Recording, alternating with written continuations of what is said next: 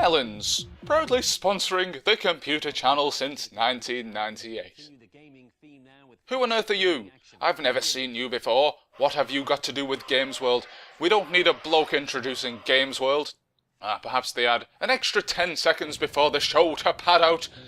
The computer channel broadcast for a full 2 hours in the evening. They have to fill that out somehow. And yes, it's me again, Harry Yack. Why on earth am I back doing this again when we've already done Beat the Elite? Well, I don't know. Maybe I'm just a sucker for punishment, but you probably already know that by now because you've watched this far, 30 seconds into this video? And we've got the apocalyptic wasteland imagery here again. Dave Perry says they wanted to get a new introduction in for the third series of Games World, but they were too lazy and they just used the same one they used for the first and second series, and by this time Bob Mills was getting somewhat stocky. He's got a very large suit on there, oversized suit. Games World, it's Friday, so it's Beat the Elite. You know what happens? We've got two champions. We've got Naman from Monday and we've got Elliot from Wednesday. They both won through, they've been on Millsy Island, they're really in tip-top form. The Choppers... Millsy Island, very vain name to call the island. It's not really an island, it's more of a disused warehouse somewhere probably. But we're back again for Beat the Elite, which was my favourite part of the Games World schedule. Just to reiterate, it ran Monday to Friday, and Friday was indeed Beat the Elite, when the kids would come in and face off against the gladiators, i.e. the videators. You can see where they got the idea from there. But moving on quickly, we have some strange tinfoil in the background for Naman there. Is he trying to stop the alien transmissions from getting to his brain? We can only speculate. Bring them to me now! Yes, imagine if Arnold presented this show. Welcome to my stage. Hello kids, how are you? Who is your daddy and what does he do? Very natty spectacles that bloke has on there. I believe they're coming back in fashion, aren't they? Very John Lennon-esque. I've never liked the big thick-rimmed glasses, the black ones. I always thought they made you look a little bit like Buddy Holly. And of course, we kick off with Cash Dash, the game that sorts the men from the boys here on Games World. You've got 60 seconds to rush around the screen, collecting as many coins as you can. Now, these coins are what you turn into points that you can actually bet. Here's Tim Boone, a familiar face if you were a regular watcher of Games Master and indeed Games World. Very fresh-faced here, young-looking. I don't know if that's just the YouTube encoding. Thank you very much to the person who uploaded this. He uploaded a full hour-long show. 2 segments of Games World. The first one was Barry's Joypad, I think, which I may do a commentary on. I've never been able to manage the whole show yet, but here's Cash Dash. Oh, it's exactly the same layout as it was on my previous commentary of this. Much of the same. Kids like repetition, and indeed there was a lot of it across the course of Games World's run.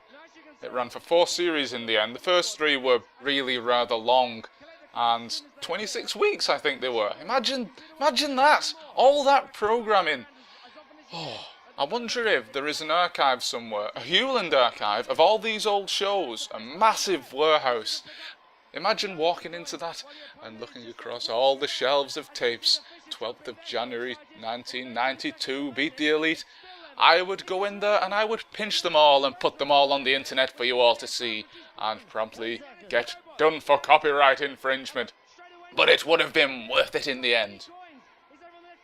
Harry Yack does not condone piracy, remember. Just a quick disclaimer there in case you were planning on suing me. Please don't sue me, I am weak. You're the winner. You've got 33 points. You're playing the videators. Elliot, you're going home.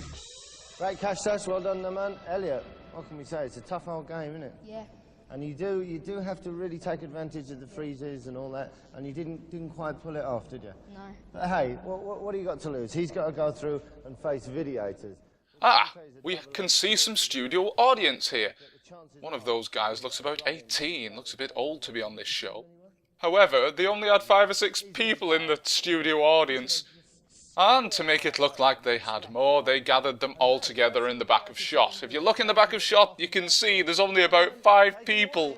Very clever editing work. Oh, why has he got a super soaker on his back? those cyberpunk dudes look a bit idiotic if you ask me. Did they appeal to children?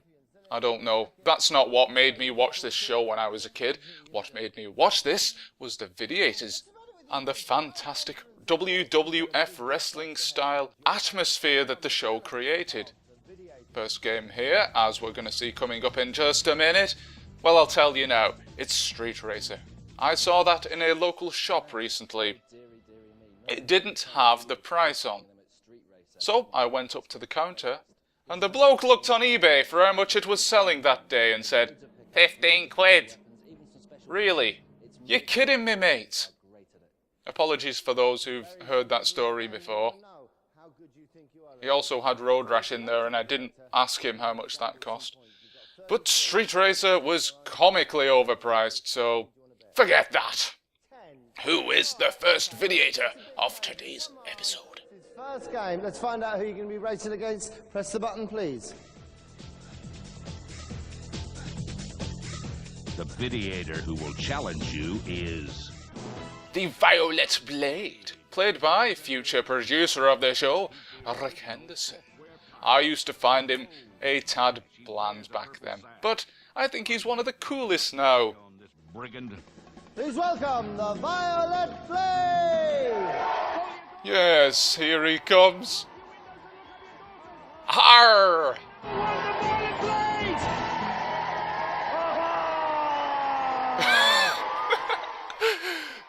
So, who stole that catchphrase from who?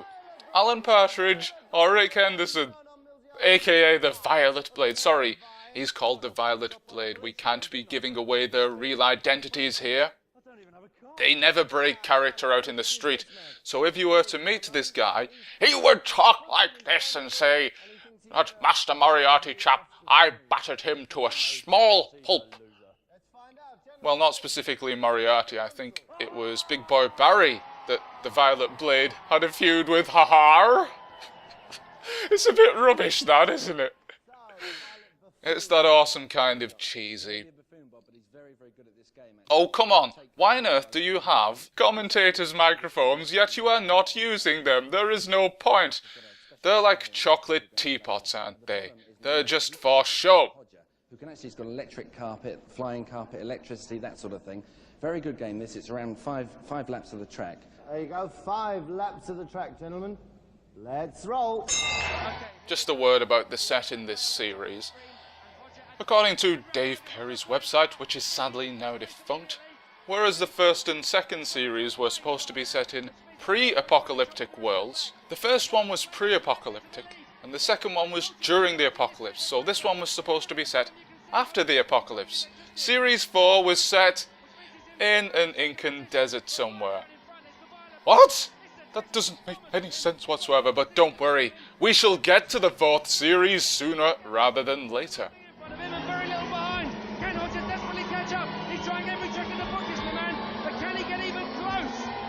Street Racer, a very pleasant Super Mario Kart clone. I believe it was on the Amiga as well, although I'm not sure if that was a different game altogether.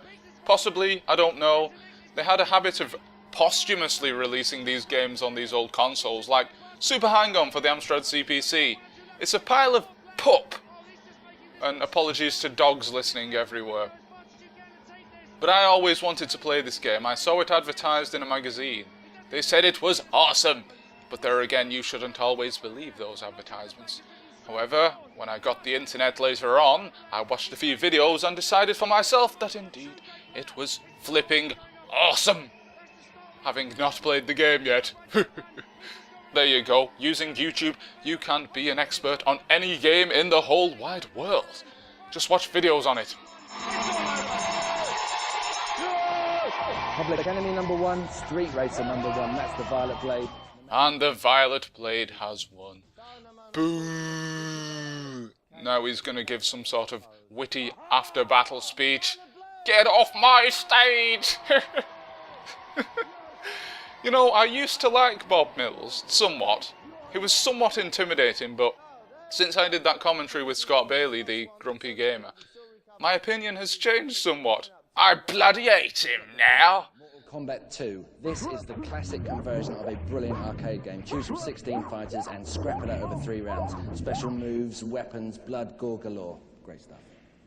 There you go. Look at that slick hairdo. How many of those are you willing to bet? Somewhat out of place he is in this whole set, but that adds to the whole appeal of the show. And coming up here, we press the randomizer once more. Who's it gonna be? The videator who will challenge you is... The Raggedy, the game's MC. He's American, don't you know? Yeah! Pad effects will dazzle any poor sucker. His MC stands for Masterclass. So MC stands for Masterclass. Are you sure about that? But his real name was Cecil, which isn't very intimidating at all. Here's Ragga! Come on, Ragga! Yeah! Oh dear, the clothing department went a little bit overboard here, didn't they? Did people really wear clothes like this back then? I'm not sure they did, and I lived through that. Oh my goodness. Ever popular Raggedy the Games MC, one of the big new hits of Games World. Wait a second, B. I just have to say, I've been checking your girls as I've been coming in, man. Oh, come on, stop dissing on the girls. What's that supposed to mean? You go in my clothes, man. Raggedy, the game's MC, possibly got the most catchy of all the videators' names. I never used to like the game's MC, probably because he was on every blimmin' week. Put some variety in there, bring some new videators to the fold. Hey Games World, if you're watching this, I'll be a videator. Hey, and then perhaps some of the contestants might win for a change. Because as you know, I suck at video games. Oh, we saw a cameraman there. That's very, very poor. Very poor. I'm not a happy man. I'm not a happy man with him. Over on the right, it's Liu Kang. He's being played by Naman. Should be a good contest, but if he's dissing us, Bob, I hope he loses. Ready? Let's... Go! His name isn't Ed Boon. His name is Tim Boon. I must apologise for that. If you didn't get the joke in a previous video, then, this is rather awkward, isn't it? But Ed Boon was the bloke who was involved in the creation of Mortal Kombat, which you just so happen to be watching right now. Oh, a fantastic link that is there. One thing I remember from Mortal Kombat, there's a particular character whose name I can't remember right now, who throws his hat at you and slices your head off with it. The Oddjob move! But anyway, when he did that, or when he teleported from one side of the screen to the other, he said something like this. What? What's he saying there? Nobody knows. Look at the faces on those trees. Oh, that's really, really scary. It's one of those tropes, isn't it? Trees with faces that can be extremely frightening if you're a kid. Oh my word, that is rather frightening. The remit of Mortal Kombat, I believe, or the modus operandi, was to scare the kids out of their skins. Nah, it didn't scare me too much, but in Nightmare, that old broadsword show on ITV, they used to have a talking tree. He was a tree troll, and he had a West Country accent, which I can't do. But I can do a pirate impression. And there is no difference between the two. Raggady's gimmick was allowing the kid to win the first round, and then somehow clawing it back in the second and third, foxing people, hustling them. But as the show wore on, it started to backfire on him, and he started to lose contests. I used to watch this to see the kids winning, which they hardly ever did. Although, I don't want to spoil anything, but perhaps this kid will win today. Ha ha ha! I've planted the seed now, haven't I? Yeah, get out of here, Ragga, with your cheesy tune. I wonder if, WWF style, all those tunes were composed by the same person. They are very, very catchy, I must say. Going back to watch this for the first time in, 10 years? I remembered some of them, and it will be exactly 10 years now, wouldn't it? 1993? No, this would have been 94, I think, the third series. It was getting a little bit old by this point, but it was still somewhat appealing to me as a kid. and if they brought it back now, I'd probably watch it anyway. I think I have placed my finger upon the reason why we don't have many game shows around today, as in video game shows, not game shows. They're 10 a penny. If you turn on the TV at 5 o'clock in the afternoon, there's about 10 million.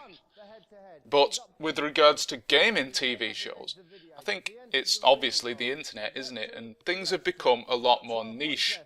I was reading an interview in Metro, which isn't the best of newspapers. It's worse than the blimmin' Sun. With the creator, or somebody who was involved in the creation of Channel Flip, which you can go and have a look at if you feel the urge. And he was saying the exact same thing. If you want something in particular, it's like, what's your fetish, isn't it? If you look it up on the internet, it's there, you can find it. You don't need to watch a generic TV program to get your fix, do you? Whereas before you had things like Games World and Games Master, which catered to the general audience, trying to rope as many people in with 2 minutes of video game footage. Now, if you load up the World Wide Web, you can find anything that you particularly want. Pick your poison, even. She rules video games like she runs her school. Can you tame this tomboy tiger? Please welcome Trixie Bell, the minx from hell! We've gone through a wide variety of terrible video game shows as the years have passed, all trying to emulate the success of Games Master. Massively unsuccessfully. There was that When Games Attack, which was made by the same people, I believe, and involved Dominic Diamond, which I loved. Some people don't like that, but I do, and I went back to watch about half the series earlier this year. It was fantastico. But maybe I'm just a sucker for Dom. Just like I'm a sucker for punishment and a sucker for fetishes, I'm a sucker for Dom. Make up your own innuendo, and I'm gonna get on with Games World. Trixie Bell, the minx from hell. The daughter of one of the producers, if I remember correctly. A demon in pinafore she is. So, talk us through this one, Tim. Hang on a sec. Actually, Bob, I'm sorry. I've just heard people, Raggedy has left the building, okay? Oh, yeah. Raggedy has left the building. Yes, well, they had to add some humour into this show. It was quite funny, I will admit. But When Games Attack is one of my particular favourites from 2004 it was, and it did somewhat emulate the format of Games Master. But it lacked something. Maybe Games Master was of its time. It's a little bit like those people who say Pink Floyd never subsequently made an album as good as Dark Side of the Moon. Once you've hit the top, the only way is down. And even though The Wall was hugely successful, some people will say, no, it's not the Dark Side of the Moon, is it? Yeah. And I think it's pretty much the same with Games Master and When Games Attack. Now, I'm thinking of getting in touch with Dominic to ask him if he wants to do something gaming related. I don't know, if I pay him £5, do you think he'll guest on my show? Maybe even do a whole series? If I do 2 hours worth of commentary with him, we can stretch that out to 10 shows with 3-minute segments. The rest is just me filling the whole hour out with nonsense. This is what I did this week, this is what I had for breakfast, and now here's Dominic. Hello there, I'm Dominic Diamond. Join me next week when we'll be looking at... and then it's cut off all of a sudden because that's the quota for this week. No, yes! Just over the line! That was jamming beyond belief! Trixie, where are you? But back to Trixie Bell. She wasn't that great, as you'll see here. Oh, go on, I'll give it away. She lost this particular bout to a 10-year-old kid. I don't know how old she is. Mid to late teens, perhaps. Maybe it's that makeup that makes her look older. She brings her hockey stick onto stage, and I'm gonna bring up that old spectre of health and safety. They would never be able to get away with this on television nowadays. Malfunction! Malfunction! Harry Yackbot shutting down! Turned into a Dalek there for some reason. Oh, what's this commentary show coming to? A show in inverted commas. That could have been no goal, but at the moment it's a corner kick. Japan have a chance here. Trixie's got a chance. Can she get this one in? Yes! It's 2-1. What is this football game? Is it Mutant League football? I can't remember. Harry Yack, famously not doing his research. Oh, a fantastic save from the goalkeeper! Or, as Violet Berlin might say, a fantastic save from the robotic goalkeeper! Nah, I'm only joking, Violet. Again, if you're watching this... I love you really, but not in that way, you understand. She's married. Thou shalt not covet another person's wife. Yes, I could have said another man's wife there, but I'm not sexist, and I'm not anti-homosexual.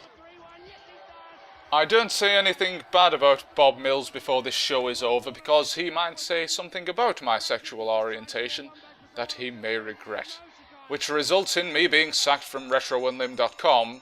And as you know, I walk a tightrope daily as to whether I'm going to be flogged off. And once again, make up your own innuendo, which is becoming something of a catchphrase with me. Indeed. Yack watches. The Minx from Hell!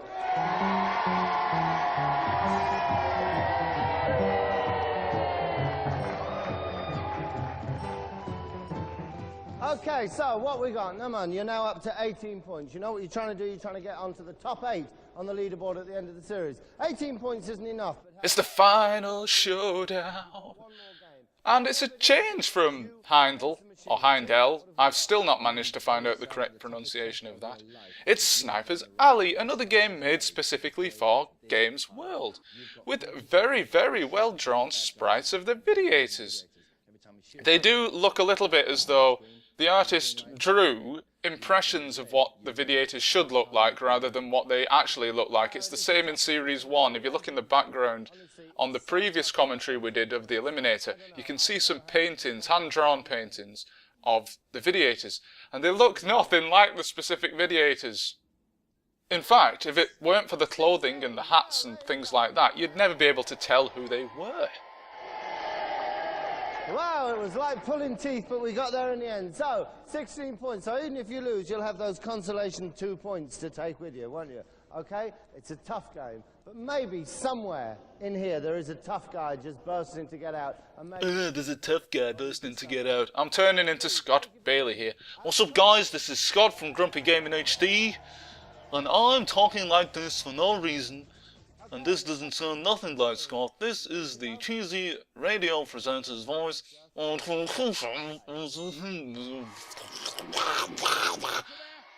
sorry about that. I'll just tune my radio back in again.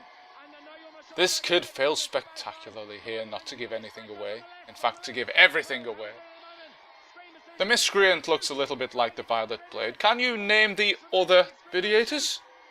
Ha! We've got Raggedy, the game's MC, Trixie Belle, the Minx from Hell, and some bloke with a gun. I can't remember any of the others. Where's Big Boy Barry? Colin the Console Cowboy sucks. Wasn't there a feud between him and the blasted Violet Blade? Maybe. I don't know. Nobody cared about Colin the Console Cowboy. He sucked cheese. To censor myself there. Well, thank goodness, ladies and gentlemen, we've come to the end of another inept commentary on Games World. It's been Beat the Elite again. Next time, perhaps it'll be Barry's Joypad. Maybe it'll be nothing at all, because perhaps I'll have said everything that needs to be said about this show. And indeed, I've been repeating myself ad nauseum in this commentary already, haven't I? So, I think the best thing to do right now is to call it a day, wrap up right now before anything else goes wrong, and I start to turn into a robot. Hold on a minute, that already happened, didn't it? Once again, huge thanks to the person who uploaded this, whose name will be appearing on screen in just a moment. Join us again for a future Harry Yack, a combomination, only on RetroOneLim.com.